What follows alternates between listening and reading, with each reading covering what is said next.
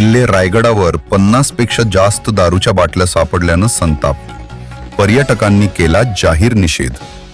किल्ले रायगडावर गेल्या काही दिवसांपासून मोठ्या संख्येनं पर्यटक रायगडावर भेट देत आहेत. मात्र काही पर्यटकांकडून गडाच्या पावित्र्याला गालबोट लावत असल्याचं समोर आलंय. गडावरील MTDCच्या रूमच्या परिसरात आणि राणीवसाच्या मागे व विविध ठिकाणी दारूच्या बाटल्या आढळून आल्या असल्यानं शिवभक्तांनी तीव्र नाराजी व्यक्त केली आहे.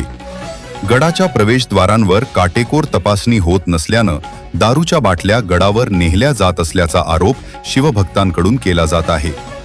पुरातत्व विभाग नेमकं करतंय काय असा प्रश्न आता शिवप्रेमी विचारत आहेत. गडाचे ऐतिहासिक महत्त्व लक्षात घेता प्रशासनानं तातडीनं कठोर पावले उचलावीत अशी मागणी शिवभक्तांकडून होत आहे.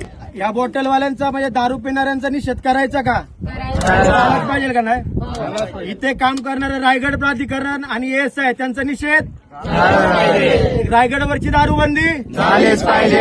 रायगडवरची दारूबंदी झालीच पाहिजे. अशा दारू पिणाऱ्यांचं करायचं काय? खाली मडकावर पाय. आणि अशा प्रशासनाचं करायचं काय? खाली मडकावर पाय.